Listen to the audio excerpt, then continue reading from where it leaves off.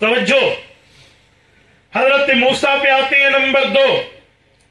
حضرت موسیٰ علیہ السلام کے لیے نبوت کا درجہ اپنی جگہ، لیکن میرے پاک پیغمبر کا ان سے بڑھ کے ہے. حضرت یوسف علیہ السلام کے بارے میں آتا، حضرت موسیٰ علیہ السلام کے بارے میں آتا ہے، حضرت موسیٰ سے رب نے پوچھا ما تلک بیمینک یا موسیٰ، اے موسیٰ آپ کے دائیں ہاتھ میں کیا ہے؟ قال ہی عصائی، اللہ یہ میری اسٹک ہے، اے میرے مولا یہ میرا ڈنڈا ہے، یہ میرا عصا ہے. موسیٰ کیا کر رہے ہو؟ اتوکل علیہا، کبھی ٹیک لگاتا ہو، پھر کیا کرنا ہے؟ واحش بہا علی غنمی، بکریوں کو اس سے ہانک لیتا ہوں، پھر کیا کرنا ہے؟ ولی فیہا معارب اخرى، میرے اور امور ہیں، حاجتیں ہیں، کام ہے، میں اس ڈنڈے سے، اس عصا اور اسٹک سے سر انجام دیتا ہوں. حضرت موسیٰ علیہ السلام کے ہاتھ میں یہ ڈنڈا مبارک موجود ہے. قوم موسیٰ پہنچی ہے، دریائے کلزم پہ پہنچی ہے، دریائے کلزم پہ پہنچ کے قوم نے کہا انا لمدرکون، ہم تو مر گئے، آج پیچھے فرعونی ہے، آگے پانی ہے، ہمارا کیا ہوگا؟ حضرت موسیٰ علیہ السلام کو حکم ہوا فضرب بعصاک الحجر، یہ ڈنڈا ہے، اسے استعمال کیجئے، آپ پتھر پہ ماریے. حضرت موسیٰ نے دریا کی منڈھیر پہ پڑے پتھر پہ اپنے ڈنڈے کو دے مارا. فانفجرت من حسنتا عشرۃ عینا، 12 قبیلے تھے، 12 قومیں تھی، ہر قوم کا اپنا راستہ، ہر قوم کا اپنا پل، پانی میں راستہ بن گیا، ہر قوم اپنے راستے سے گزری، وہ نجات پا گئی. اللہ فرماتے ہیں فاغرقنا آل فرعون وانتم تنظرون، موسیٰ کی قوم اللہ کا شکر ادا کرو، تم دیکھ رہے تھے، تمہارا دشمن ڈوب رہا تھا، تمہیں نظر آ رہا تھا، فرعونی غرق ہو رہے تھے، فرعون سمیت فرعونی غرق ہو گئے تھے. میرے دوستو حضرت موسیٰ کا معجزہ ہے، ڈنڈا دریا پہ لگا ہے، دریا 2 ٹکڑے نہیں 12 ٹکڑے ہوا ہے. اگر کوئی کہے آپ کہتے ہو حضور پاک اصل ہے تو مجھے دکھاؤ، کیا کبھی محمد کریم علیہ التحیت والتسلیم نے بھی کوئی ایسا ڈنڈا مارا ہو جس سے دریا ٹکڑوں میں بدل گیا ہو؟ ہم نے کہا جی نہیں، ہمارے نبی کا جب مقام اعلیٰ ہے، مرتبہ اعلیٰ ہے، درجہ اعلیٰ ہے، رتبہ اعلیٰ ہے، تو معجزہ بھی ان سے بڑھ کے اعلیٰ ہے، معجزہ بھی ان سے بڑھ کے اشرف ہے، معجزہ بھی ان سے بڑھ کے اکرم ہے، معجزہ بھی ان سے بڑھ کے اعزاز والا ہے، اکرام والا ہے، احترام والا ہے. جی وہ کیسے؟ مکہ کے کافر مکہ میں ٹھہرے ہیں، ابو جہل اینڈ کمپنی کو بتایا سمجھایا سنایا گیا کہ اگر زمین پہ جادو پڑھو گے، زمین پہ جادو اثر کرے گا. اگر کوئی جادوگر ہو وہ ہپنوٹائز کر کے جادو کر کے بندوں کا ذہن قابو کرتا ہے، اس جادوگر کو فیل کرنے کا، اس جادوگر کو زیر کرنے کا ایک ہی طریقہ ہے، اسے کہو آسمان کے چاند پہ، آسمان کے تارے پہ، آسمان کے سیارے پہ یا آسمانی کسی چیز پر اپنا جادو چلا کے دکھا، جادوگر مر جائے گا، وہ ظاہر کا ڈرم تو پی جائے گا لیکن آسمان پہ اس کا جادو نہیں چلے گا. اگر تم کہتے ہو تمہارا یہ عبداللہ کا بیٹا محمد الرسول اللہ نہیں ہے، اس کے پاس جاؤ، اسے کہو چاند کو 2 ٹکڑے کر کے دکھا. مکہ کے کافر آئے ہیں، اللہ کے رسول کے پاس آئے ہیں، آپ ہمیں چاند کو 2 ٹکڑے کر دیں. اللہ کے رسول نے فرمایا تو میرے اللہ کے کام ہے، بات کیا ہے؟ انہوں نے کہا میں آپ کی نبوت پہ شک ہے، آپ جادوگر ہوں گے، اگر جادوگر ہوں گے تو آپ کا جادو آسمان پہ نہیں چلے گا، آپ اللہ کے نبی ہوں گے اور آپ کی بات کو مان کے چاند کو ٹکڑے کر دے گا. سورۃ قمر کہتی ہے، 27 پارہ بتاتا ہے، رب العزت نے فرمایا، اللہ کے پاک پیغمبر نے ہاتھ اٹھایا، اقتربت الساعۃ وانشق القمر، میرے پاک پیغمبر نے انگلی اللہ کے نام سے اٹھائی، چاند 2 ٹکڑوں میں بدل گیا. میں نے کہا سنو، حضرت موسیٰ نبوت میں نسل ہے، حضور نبوت میں اصل ہے، حضور نبوت کا مرکز ہے، حضرت موسیٰ نبوت کی شاخ ہے، حضور پاک نبوت میں بنیاد ہے، حضرت موسیٰ نبوت کی برکت ہے، حضرت موسیٰ کو نبوت ملی ہے، حضور کے واسطے سے ملی ہے. میرے پاک پیغمبر کا رتبہ بھی حضرت موسیٰ سے بڑھ کے ہے. موسیٰ علیہ السلام نے جب دریا 2 ٹکڑے کیا تھا تو 3 باتیں ثابت تھی. نمبر 1 حضرت موسیٰ بھی زمین پر تھے، نمبر 2 دریا بھی زمین پر تھا، نمبر 3 ڈنڈا جا کر دریا کو ٹچ ہوا، دریا کو لگا. 3 باتیں ہوئی. لیکن آؤ میرے پاک پیغمبر کی دربار میں، حضور زمین پر ہے، چاند آسمان پر ہے، حضور پاک زمین پر ہے، حضور کا ہاتھ بھی زمین پر ہے، ہاتھ اس چاند کو نہیں لگا، بغیر لگے میرے پاک پیغمبر کے معجزے نے چاند کو ٹکڑوں میں بدل دیا. وہ نبی نبی ہے تو یہ اس سے بڑھ کے نبی ہے. حسن یوسف دم عیسیٰ ید بہتا داری آنچ خوبہ ہمدارند کہ تو تنہا داری. حضرت عیسیٰ کی ذات پہ آتے ہیں. حضرت عیسیٰ کا معجزہ یہ ہے ان سے خود طیر بإذن اللہ. رب کا قرآن کہتا ہے مٹی سے بنے ہوئے پرندے کو اٹھاتے, وہ اس میں پھونک مارتے, پھونک مارنے سے مٹی کا پرندہ زندہ ہوتا, گوشت اور پوست کا بنتا, خون کا بنتا, جسم و جان کا بنتا, پرواز شروع کر دیتا. حضرت عیسیٰ کا معجزہ تھا. اب قبر پہ آتے, مردے کے اوپر کہتے قم بإذن اللہ, اللہ کے حکم سے کھڑا ہوگا, اور رب کے حکم سے کھڑا ہوتا. اگر حضور پاک کا درجہ زیادہ ہے اور یقیناً زیادہ ہے تو دکھائیں حضور پاک نے ایسا کیا ہو. میں نے کہا سنو, حضرت عیسیٰ کی وجہ سے رب نے اس شخص میں روح دوبارہ مکمل داخل کی ہے جس شخص میں کسی زمانے میں روح تھی, اب قبر میں ہے, صرف روح کا تعلق ہے.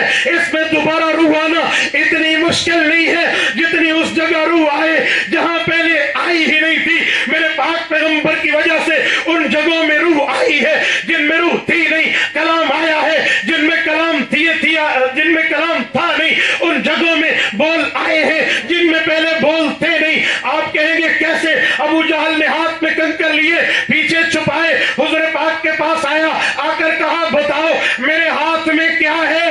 مارا ڈی خان کے دوستو, اللہ کے رسول نے بھی تو سوچا ہوگا اگر میں کہہ دوں تیرے ہاتھ میں کیا ہے, یہ کہے گا تکا لگ گیا, یہ کہے گا اندازہ فٹ ہو گیا. میرے پاک پیغمبر بولتے ہیں, رب کے حکم سے بولتے ہیں. سورۃ نجم آیت نمبر 3 آیت نمبر 4 بتاتی ہے وما ينطق عن الهوى ان هو الا وحی یوحی. پیغمبر کا معجزہ یہ ہے وہ اللہ کے حکم سے, اللہ کے امر سے, اللہ کی وحی سے, وحی خدا بندی سے بولتے ہیں. میرے پاک پیغمبر نے اللہ کے حکم سے بولا ابو جہل میں بتاؤں تیرے ہاتھ میں کیا ہے, یہ کون سی بڑی بات ہے, یہ تو ساحر بھی بتا دے گا, کاہن کا تکا چل جائے گا وہ بھی بتا دے گا. یہ درجہ چھوٹا ہے, تمہارے نبی کی پرواز اس سے کہیں زیادہ ہے, تمہارے نبی کا مرتبہ اس سے کہیں بڑھ کے ہے. حضور پاک نے رب سے مانگا, رب العزت نے بتایا, وہ پتھر بول پڑے اشہد ان لا الہ الا اللہ واشہد انک رسول اللہ. اس سے پتہ چلا حضور پاک کی وجہ سے روح ان پتھروں میں آئی ہے جس میں کبھی آئی بھی نہیں تھی. حضرت عیسیٰ کا معجزہ, اس میں روح آئی جو قبر میں پڑا ہوا تھا, اور روح کا تعلق تو تھا, مکمل آئی روح ہے. اگر یہ درجہ ہے حضور پاک کی وجہ سے اس پتھر میں بول رہا آیا ہے جس میں پہلے تھا ہی نہیں, یہ اس سے بڑھ کے ہے. اس لیے اگر وہ نبی ہے تو یہ اس سے بڑھ کے.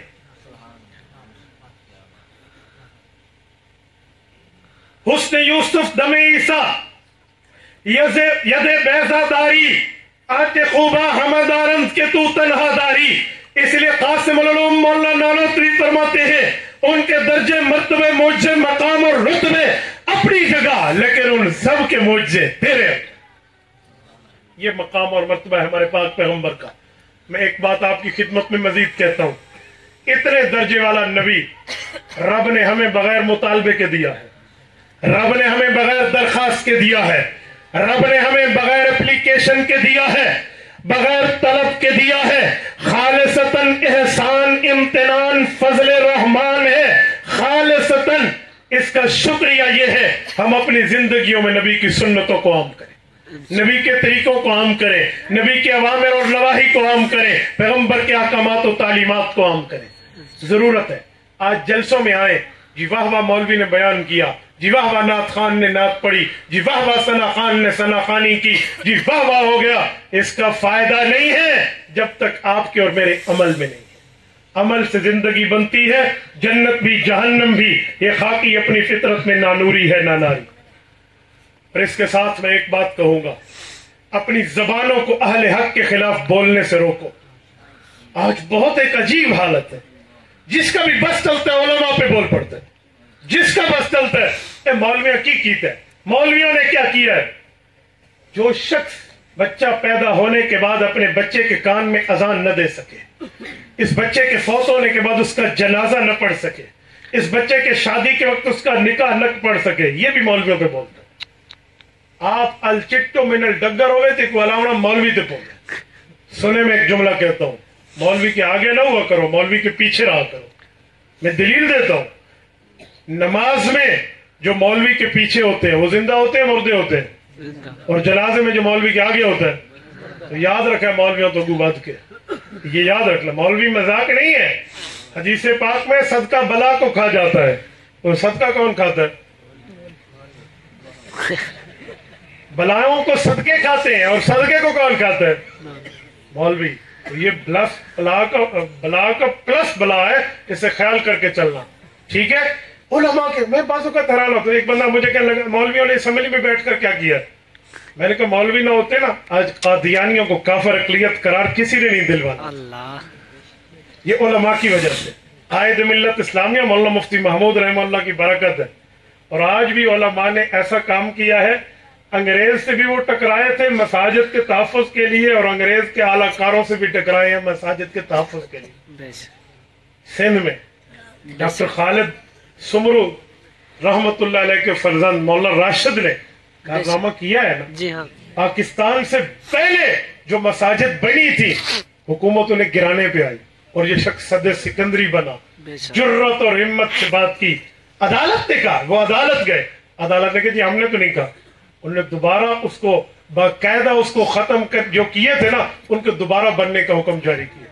ماشاءاللہ۔ اور آج ایک جگہ مجھے دوست نے میسج کیا، وہ لکھا ہوا تھا کہ وہاں عدالت میں کسی نے پوچھا کہ سرکاری زمین پر مسجد بنی ہوئی تھی ایک، انہوں نے کہا جی پاکستان بننے سے پہلے تھی، اور اسلامی ریاست ہوتی وہی ہے جو اسلامی ریاست خود مسجد کو جگہ دے۔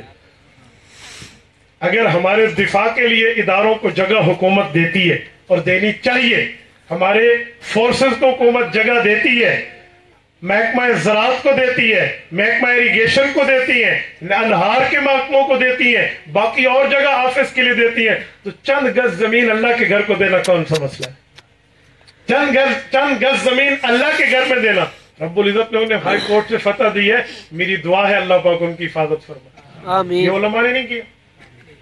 مولوی دین کے نام پہ ووٹ لیتے ہیں تو کرتا بھی تو ہے نا، کرتا بھی تو۔ ہمارے لوگ پتہ نہیں کیا سے کیا کہتے ہیں، میں بعضوں کا حیران ہوتا ہوں۔